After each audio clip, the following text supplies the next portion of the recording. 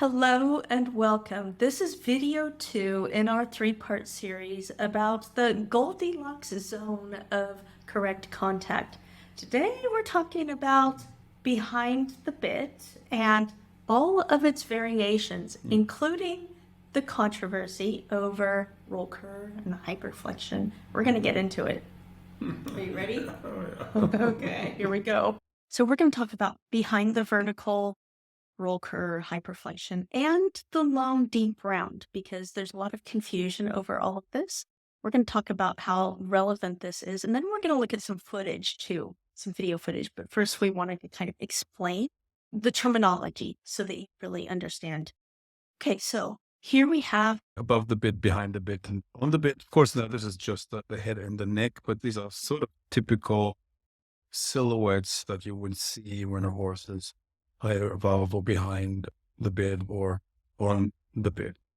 And yesterday we talked about above the bits, inverted at length. Today we'll talk about behind the bit. It's a little bit more complex in a way because people always think that everything is the same. If the horse's nose is behind the vertical, that it must automatically be a Velcro or something like that. But that actually different scenarios. It's a little bit more complex than that. And we want to discuss that a little bit.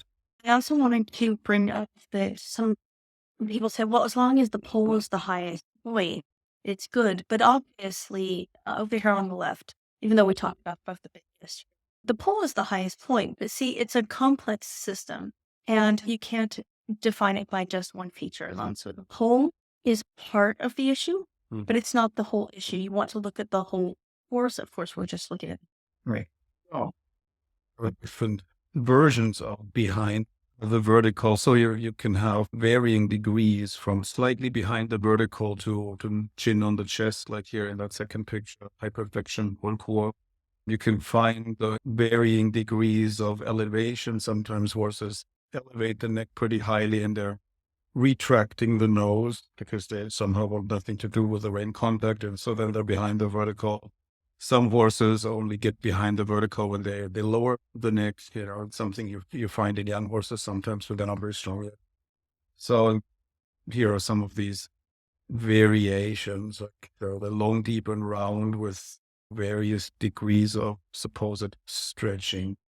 Of course, we have different degrees of harm to the horse here, right? The last one on the right is the least harmful because there is quite a bit of opening here. Ultimately, we want the horse to bring the nose out more, but sometimes they can't initially when they're young, they're not strong. So you always want to keep this in the realm of your understanding so that you're not just saying, oh, nose behind the vertical, always bad. Nose in front of the vertical, always good. It's actually a little bit more complex than that. Generally speaking, yes, but there can be exceptions. I want to get into that. Yeah. So this was a video that I found on YouTube, a video talking about the horse being on the bit, but through much of the video, the horse is actually behind the bit. So I wanted to show this. By the way, when I was young, when I started riding, things were simpler in some ways because we learned about these above the bit, behind the bit, and so on, and on the bit terms. And we were taught when the horse is behind the bit, he's behind the aid. And the reason he's behind the bit is because he's not going forward enough, not reaching forward enough with the hind legs, and therefore not trying to make contact with the bit. And that was, of course, long before Portugal and all these other variations started to appear. So back then, it was pretty simple. And that still exists, of course. You sometimes see horses that are slightly behind the aid, so they're not really pushing off enough behind. They're not stepping into the contact with the hind legs, and that's why they're a little behind the bit, right? And then we have mentioned already briefly the young horses that have good conformation with a long, slender neck that already has a bit of a longitudinal curve in them. They get very quickly behind the vertical when they're not very strong behind yet. They don't have the strength to really carry themselves in an uphill balance, or they can only do it for short periods of time. And then they wilt a little bit like a flower, and then the head goes down, and then the nose comes a little behind the vertical because it's less work for the hind leg. So it's not always the rider pulling the horse's head down or behind the vertical. Sometimes it's just a combination of conformation of the horse and lack of strength and so on. So some horses choose to go with the nose a little behind the vertical. And when it's a young horse with a good neck, then it's simply a matter of strengthening the hind legs more and gradually showing the horse a more uphill balance to the extent that the hind legs and belly muscles get stronger. But that takes a little while. So that's why it's not all automatically all bad. It's not ideal. Yes, we want to pull the highest point and the nose a little in front of the vertical, but you also have to work with what you have and what the horse is capable of doing at the moment. And you have to look at how the whole horse is moving. And we'll actually watch some of the actual video that this shot is taken from. But I want to use this because it shows kind of the milder form of this when the horse is behind the vertical. This is an interesting picture, actually, because from a practical perspective, the neck is too short. It does look like she's using the reins to get the horse's head down and the nose in a little bit. And it looks like the withers are dropped and the horse is a little on the forehand. We would definitely like to have the withers higher, the poll higher, the nose more forward. But for a lot of people, this would be a picture of on the bit and correct dressage, right? A lot like the mainstream dressage riders, they would think that this is good. This is still rewarded. Yeah, my teachers would have chastised me for that. We would not have been allowed to ride like that. And I agree that this, I don't like it. It's still undesirable by our standards. Yes. Excellent. Okay, go on. Sorry, guys. It's really hard to watch. We need to go there. This warming. It's just so unnatural, and you can see in the facial expression of the horse. Right? Painful and it's torture. I mean, it's just very unnatural, unhealthy. It doesn't allow the horse to use his body properly. And the horse would only do this thing. He was trying to bite a fly off of his chest, right? The horse doesn't choose to work and go around like this, but this is being done through the horse with philosophy that this is good for the horse, that this makes the horse go better, develops the horse better, but it's incorrect. It doesn't. It creates a whole host of other problems. I would hope that era is past a little bit or is fading. I would hope that they don't ride like that in this extreme form anymore. But yeah, this is just all wrong. No forceful. Okay, next picture. So you can see the vertebra of the neck, what's happening. This was a cool illustration of that I wanted to share here because then you can really see how compressed these vertebrae are. Too bad I don't have a similar one to show you right now. You can find them on the internet, I'm sure, of the vertebra when the horse is correct because it's a huge contrast so that you can see it without the pretty horse. And even though he doesn't look that pretty here, he's was a tremendously amazing stallion. But so you just see it as the illustration. It's essentially this. Okay. And then we have long, deep round, which in recent years as a backlash to the whole rule curve hyperflexion that has befallen dressage. There are many people that still promote this sort of riding and they've rebranded it as long, deep round. It's often less extreme, but you still see the neck is clearly too short if you look at the eyes and the mouth. And so this horse is clearly distressed and there's not enough base up here between the jaw and the neck. And the rider looks like she's pulling the horse's leg down.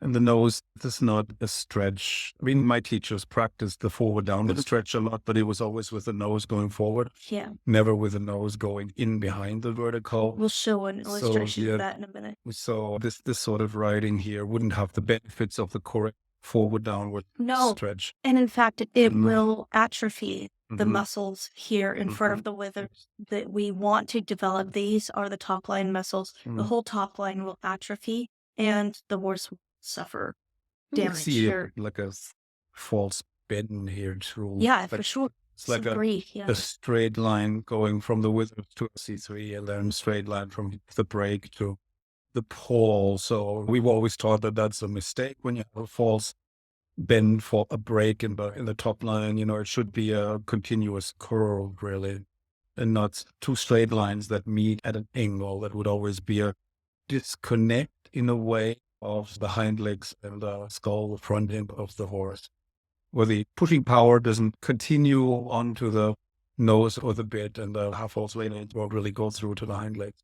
I mean, the old masters would always say Very that compressed. you don't want the horse's nose behind the vertical because then your half pulse will reach the hind legs. So you won't be able to flex the hind legs. And The horse just overbends Yeah. the neck, you, absorb the half halt rather than letting the half halt transfer back into the hind leg. and you can't use the weight of the horse's head and neck to flex the hind leg. If the neck is too low, then it automatically pulls the horse more onto the forehand.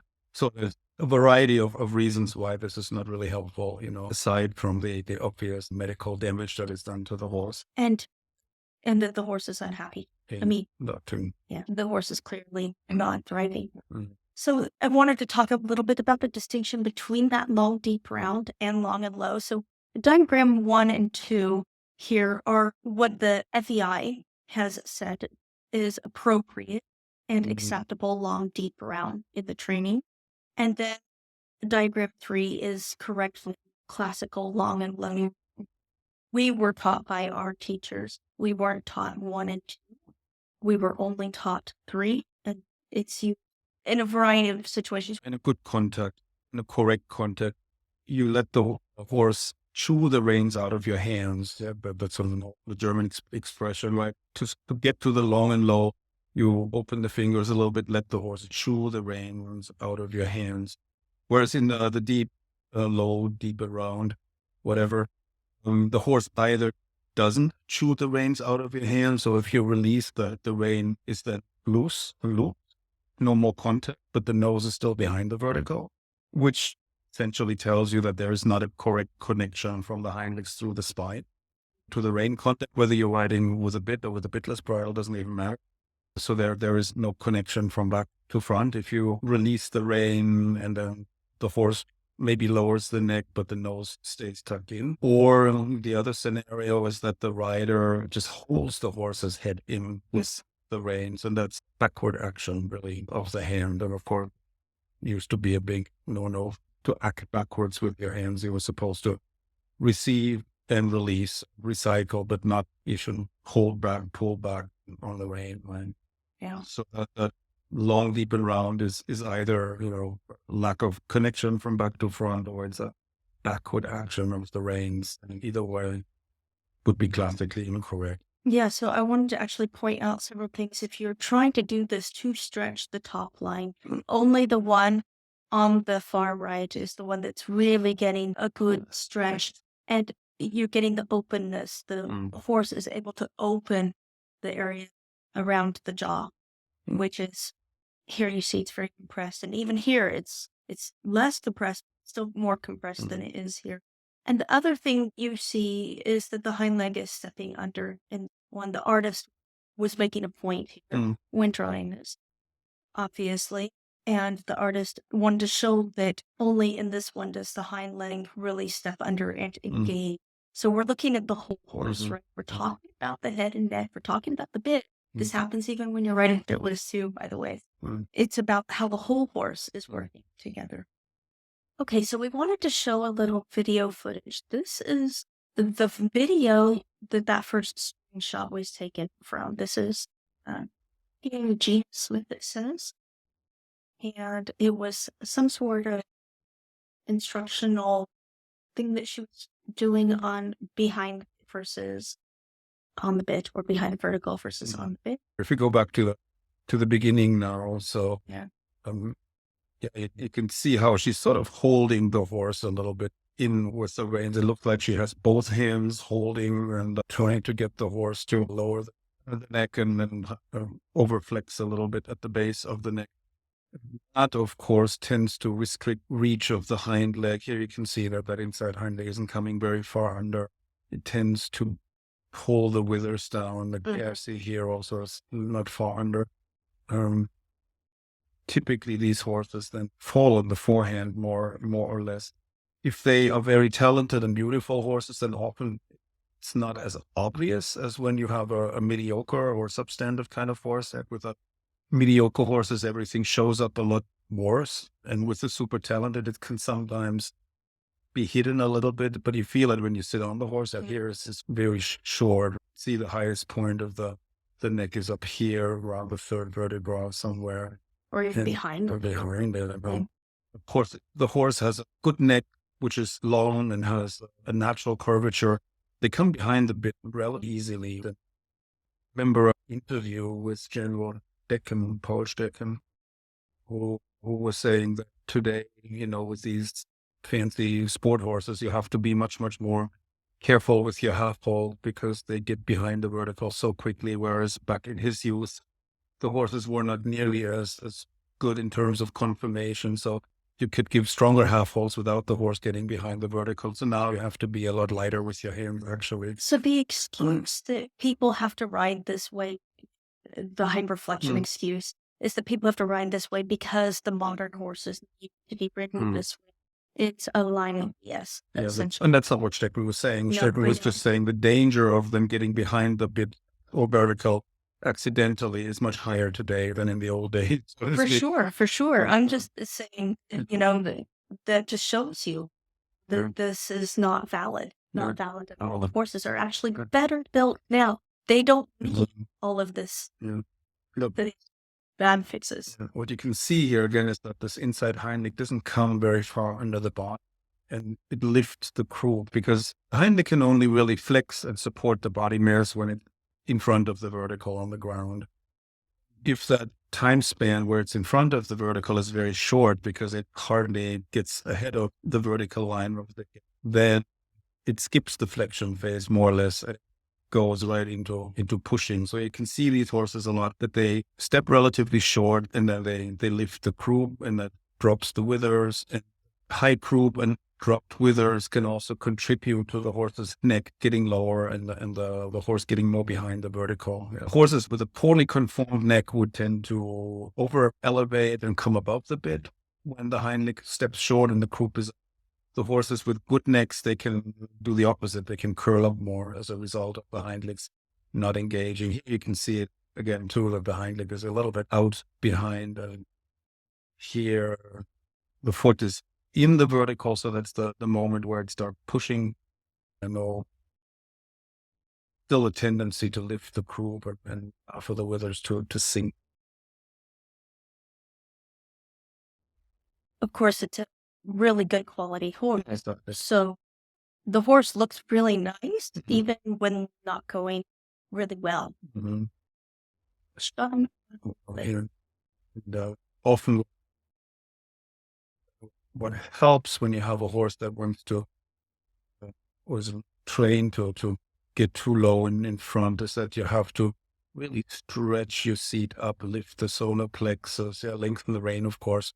I also find that riding with the reins in one hand often helps. These horses that get too low but take the reins in one hand, they often go better. They carry themselves in a more uphill balance. You have to be really careful with your half holes that they're short enough to allow for a significant release. And then in the release, you drive the horse a little bit and encourage the horse to come up and out. Okay. So next one, this is Nicole, a pop with rubber. Yeah, it was like 1988 or so. I remember when she came up on the scene, she was the one who kind of started the whole Wolfwood trend with her trainer, Uwe Schultenbauer. And at the time, it didn't have a name yet, right? But like that, pulling the horse's neck to the side and so that the nose would eventually go far behind the vertical. They were saying the horse is very spooky and he needs that so he doesn't, bolt or buck or, turn around or something. It hadn't caught on yet. And I think Isabel Wert came up at the same time and then Anki van Gunson a little later. And they really developed these beginnings into the whole core thing. And at the time, it was still a bit of an anomaly.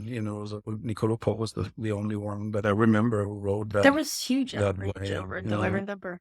Yeah, and but that's the start of that movement, right? And then pretty soon they started saying, well, the horse can go through the back there, blah blah blah.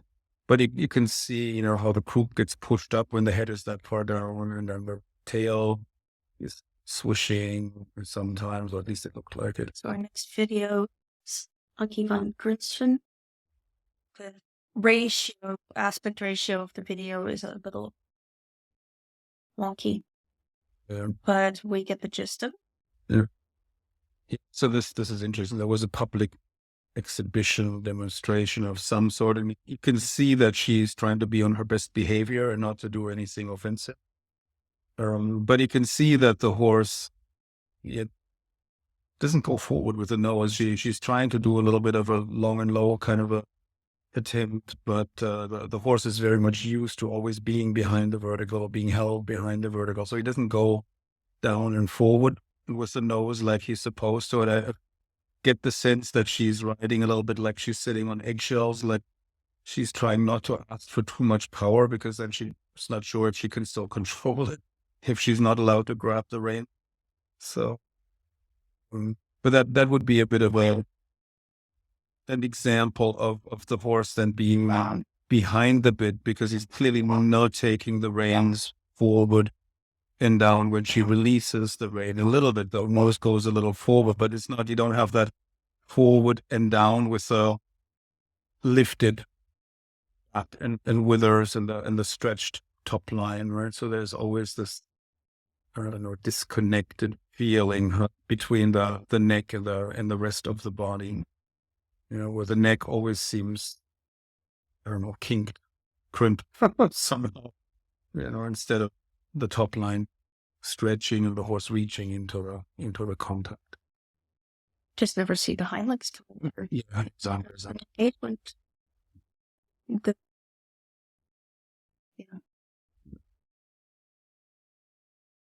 Yeah, you can see this is as far as the horse will go, right? If the reins look pretty light, but the horse is so used to always being held behind the vertical that now, if he gets a chance to stretch, he won't, right? Because he doesn't even know what that is. He's not familiar with it. It looks like she's keeping him in a little bit too, and her hands are now coming up and back, right? That's the problem too, when the horse has been trained this way. When you half halt, the horse gives in the wrong places. You have these false bends happening, and the horse gives in the neck rather than giving in the hind legs. The half halt to go all the way through, but it gets stuck in the head and neck. Doesn't travel through into the rest of the body. So when she uses the rein to try to give a half halt or slow the horse down, she ends up getting a short neck as a result. You see it across the board with all of these riders that ride in hyperflexion or LDR. And is even more pronounced, how short the neck is. And even when she tries to release the reins, the horse doesn't really take the bits forward and down, but he kind of comes back and in. Well, honestly, I feel like she's not giving the reins enough anyway. It's true. like even there, she starts sawing on the reins to get the horse back. Right. I get the feeling that she just doesn't trust it enough to let the horse out. That's what I'm thinking, that she's afraid of losing control. It's so alien to her to ride the horse out that it feels wrong at that point, right? I'm guessing. I'm not her.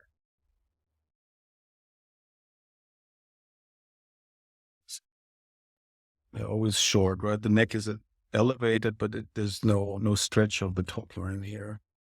If you don't have a good stretch of the top line, you don't really have a stretch through the back either, right? If you don't have a stretch from the withers to the ears to the poll, you don't have a stretch from the withers to the tail either, So Valdemar Reining talks about that, how the horse should stretch in both directions, right? But from the withers forward, whether it's a forward upward stretch or a forward downward stretch, and from the withers back to the tail, which should be, when the belly muscles are engaged correctly and the hind legs are supported, when you see that stretch. And of course here you don't. It looks like the back is concave under the rider, and then the neck is short, exactly. And the croup is up, right? So the hind legs are stilting along, no flexion of the hind legs.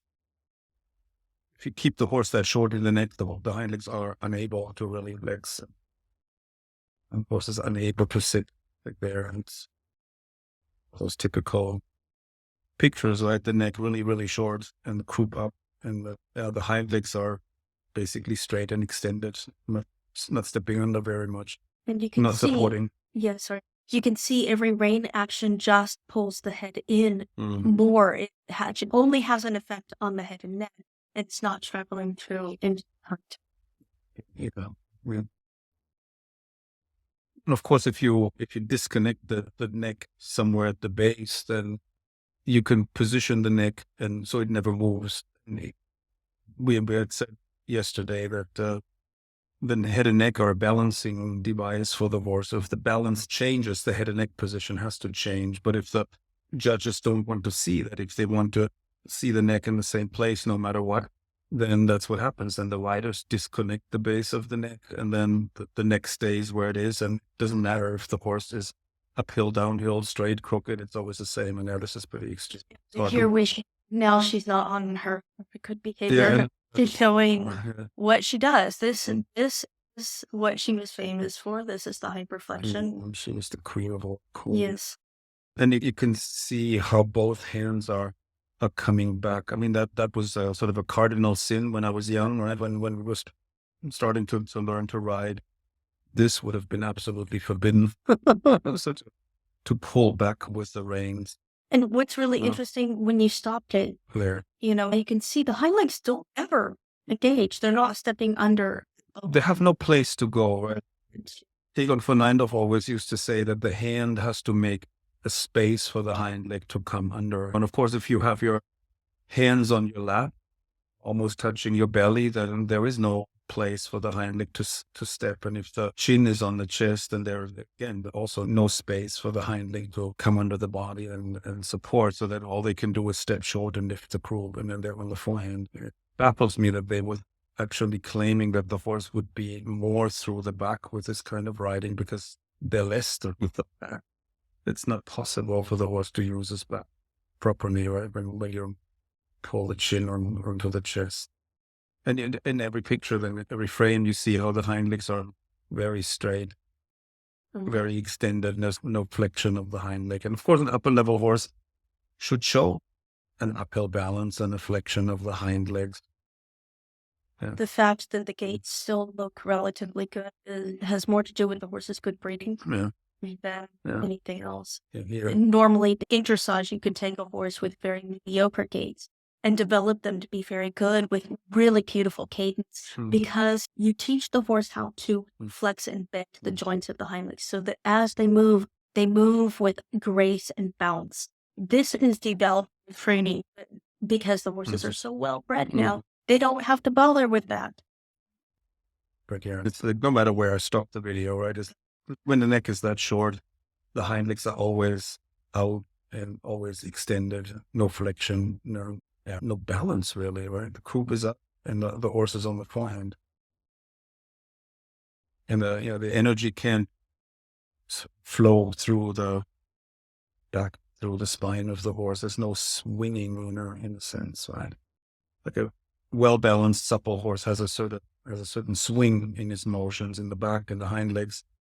Like the hind legs swing back and forth, and the back swings up and down, with this stretch in both directions. And here you don't see any of that, right? And the horse is on the forehand. It's hard to watch. Yeah. But yet we have some more. Yeah. Do you want to move on to the Yes. next one? Okay, this is just a short video. Yeah.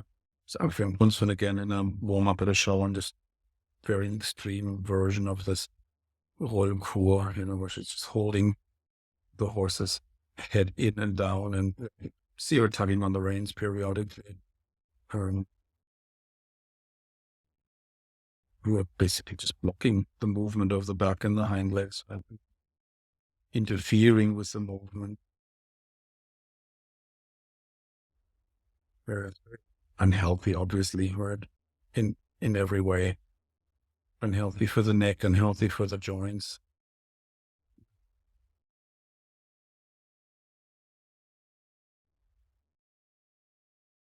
It's incredible, right? Unbelievable warring, right? And then in the piaffe, the horse is just jerking the legs up, but there is no push off of the ground. There's also no swinging there. It's not a relaxed movement. It's a very contrived, unnatural movement. tail, of course, going very much on the forehand. Patrick Fiddle, the infamous blue tongue video. Probably everybody's seen 100 times. There's another. If you haven't been, sorry, it does. It does. Really, you can see how, what it does to the horse, right? I mean, if you look at the facial expression of the horse and tongue hanging out, and it's just torture really for the horses.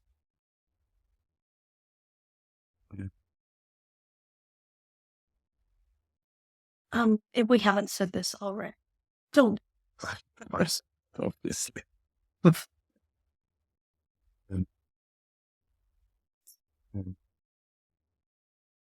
mean, this look on the horse's face says it all, right? But I mean, if you look at the rest of the body, you can see how much it interferes with the natural movement, with the natural gaits of the horse, because it blocks everything. These extremely strong rein aids, they just block the back, they block the hind leg. This cannot possibly be healthy or beneficial for the horse. It looks like he's reaching down to try to Stop it.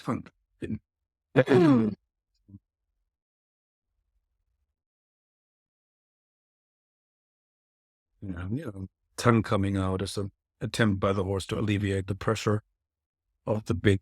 To protect himself. When the head is so far down, then you can see the hind legs are straight. They will allow behind too, because again, there's no room for the hind legs. The hind leg has no place to go. And you can see if the horse is ridden like this normally, no wonder the horse tries to do everything he can to try to alleviate some of the pain, the discomfort. Yeah. And he was doing this by sticking the tongue out. And there's they're zoomed in so much so you can't really see the hind legs because they tried to show the tongue. But if you can see the whole body, you can see how the hind legs are prevented from stepping out, really. Yeah. Very blurry, but you can see the inside hind is not landing where it's supposed to land. Yeah, there you go. So it should be stepping underneath the center of gravity, really, of the rider in this point. Right here, where it should step under the seat bone, under the heel of the rider. And also you get the feeling that if there is any flexion in the hind leg, it's just the hock and down. There's no flexion of the hip joint. Okay. And that's damaging for the hock too. Yes. The hock has to do all the work. Yeah, this is how you blow out the hocks in horses. And you see the croup is always the highest points, higher than the withers.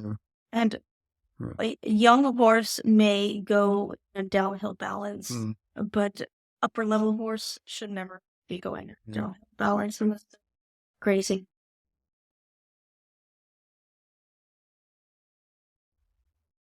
You see how downhill the horse is then. It's cantering into the ground. Oops. When the horse is ridden well, you should always get the feeling that visually the horse is bigger in front of the rider than behind, or at least it should be equal. And here, the front is so short that the hind end looks longer than the front. And here, the inside hind is stepping under more, but the hind leg is pretty extended, and it looks just tight and cramped and braced. There's this weird angle in the transition from the lumbar spine to the pelvis that shouldn't be there. It should be a round, smooth transition. If the horse lifts the back and flexes the hind leg, then there's no sharp ridge between the lumbar spine and the pelvis, at least not a horse with good conformation like that.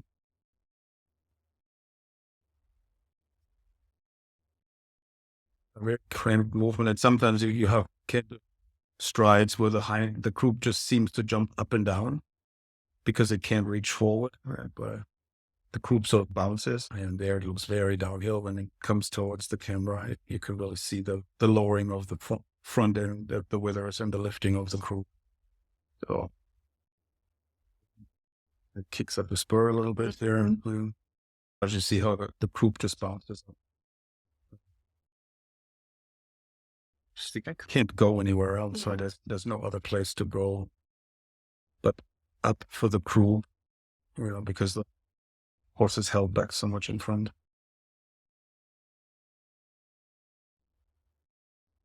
It's unbelievable. It's horrible. Yeah, I don't understand why anybody would do that, because it makes no sense. Apart from the fact that it's cool, but it just makes no sense. Makes no sense in training. It makes no sense if you care about horses. And there you see how the hind legs are forced out behind, where the neck is that short. Then there's no room. Yeah. I mean, where is all the weight? Right. It's on the forehand, which again goes against the tenets of dressage training. Right. We always seek to bring the weight, shift it into the hindquarters, because those joints are made to be able to flex and absorb the weight. Yeah. It takes the weight off the forehand. So we're just going to look at one more. We don't even need to look at it for that long. This is toolless Matthias Remit. It's warm. You see how disconnected the horse is, how the different body parts are no longer really working together. It's all misfiring somehow, of tension, of course, in the horse. It destroys the natural gaits, really, in a way, the natural footfall sequence and that flow of energy from the hind legs through the spine to the reins. It's interrupted by this whole core riding. They see here when the chin goes to the chest, how the croup comes up. But it's just disconnected. Rein aids don't come through. They have no chance to come through. The fact that the horse still is active behind and steps under pretty well a lot of the time, considering it has everything to do with the horse's amazing talent and disposition, and nothing to do with the training. I don't even know what else to say. I know. Horrible. Exactly. Okay, so I hope you aren't completely traumatized after watching all of that. If you feel like I do, like we do, and you feel like you have to wash your eyeballs out with soap after watching that, please, we're going to draw this to a close, but I want to just say, please also watch tomorrow's video, video 3 of the 3-part series, because we're going to look at good footage, and we're going to talk about what correct classical on the bit is, and we're going to restore your faith in humanity and dressage in the next video. But before we get to that, this was hard to watch. Sorry, I normally never watch these sort of cool videos. I'm not interested, but now having to watch them in concentrated form for this video made me really sick to my stomach. Anyway, so to summarize today, not every horse that's behind the vertical is a victim of Wollkur, right? Sometimes the young horses with the longish, slender necks kind of drop the neck and tuck the nose in a little bit to take weight off of the hind legs because they're not strong enough. So that may not be the fault of the rider. You can see that in the first video with Gina Smith, I think. The horse comes behind the vertical. It's still not optimal, but you can't compare that at all. It's not the same thing. And people group it all together. And I want to make it really clear. It's not optimal. And you don't want to fix that. But she's not trying to get the horse's head down on purpose. That's what you see with the hyperflexion, the roller, and the LDR, the long deep ground. This Wollkur is just extremely aggressive, pulling the horse's head down and back and behind. It's all backward riding, really. It is backward riding, that's exactly it. It's riding from front to back instead of from back to front. They then have to probably push hard with their seat and lean back and so on, but then it's all antagonistic, right? Like a head-on collision between the reins and the seat and the legs, and then the poor horse gets kind of crushed in between. And you could see how when the neck is short, too low, the hind legs have no place to go. They step short. The croup goes up because the hind leg can only flex. The croup can only lower if the hind leg is in front of the vertical on the ground. But if it just barely clears the vertical, then there's no flexion. It's not possible. The horse is still on the forehand, just like the above the bit footage that we showed in video 1. The horse is still on the forehand, just on the forehand with a different head and neck position. You've done all this stuff, but you have not positively impacted the balance of the horse, which is the whole point of what we're trying to do with training our horses. We're trying to help the horse to go better in a healthier way, stay sounder, and be happier. And You don't see any of that in any of the roll curve hyperflexion videos. Do you? Right. So, I'm going to say it again. Don't do that. So, we're going to wrap that up. Please come back for video 3. We're going to look at some really nice footage, some good footage of a variety of riders, and talk about the horse moving correctly at various stages of the training. So come back for that. So hopefully we'll see you there.